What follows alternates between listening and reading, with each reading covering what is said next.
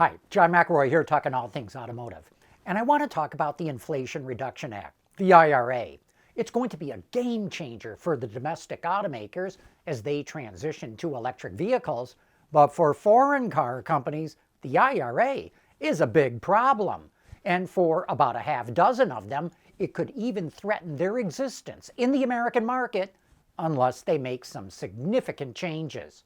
For now, they've got some breathing room, but maybe only until the end of the year. More on that in a moment. To qualify for U.S. subsidies when they sell electric vehicles, automakers have to make those vehicles in North America.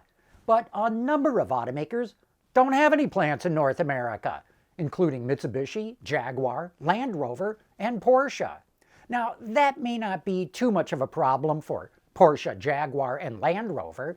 They have a lot of high-income customers, and most of them probably don't even qualify for the $7,500 tax rebate for EVs. That's because if you're an individual who makes over $150,000 a year, you don't make the cut.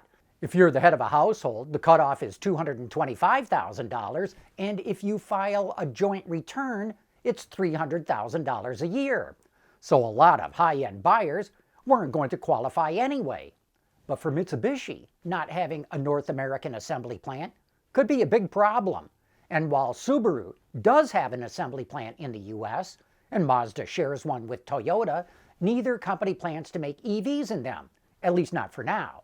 For the time being, that's not too much of a problem.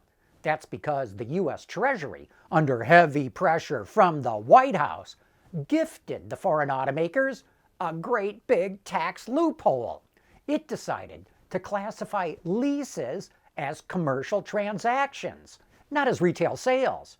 The Treasury says that as long as you lease a car, it qualifies for the $7,500 tax rebate, even if that EV or PHEV is built in Europe, Japan, or South Korea.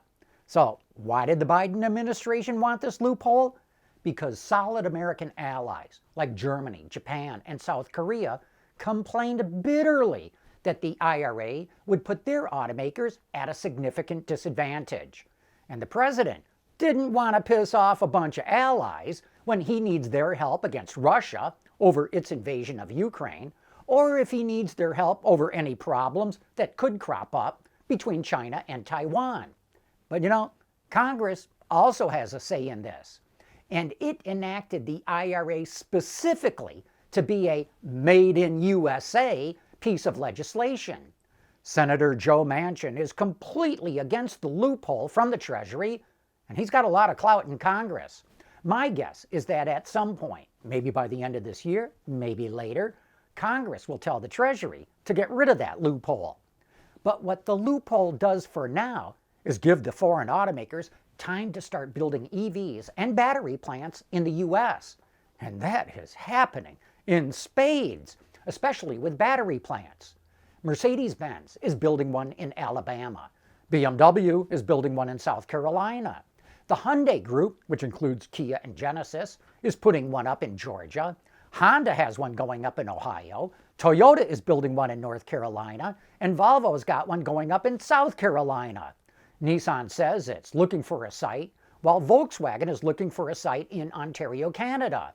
No doubt Audi will want batteries from that VW plant. In fact, Audi, which has an assembly plant in Mexico, is thinking of building an EV assembly plant in the United States. And none of this even includes all the plants that GM is building in Ohio, Michigan, and Tennessee, or the ones that Ford is building in Kentucky, Tennessee, and Michigan, or the ones that Stellantis is building in Indiana and Ontario.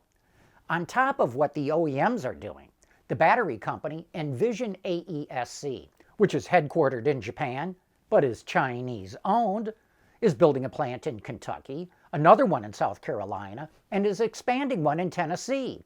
Another Chinese company, Godsend, is building one in Michigan. No doubt they already have commitments from automakers to buy from them. All of this building is mind-blowing. Powertrain experts say that before the end of this decade, 75% to 80% of the U.S. battery supply chain will be cost competitive with China.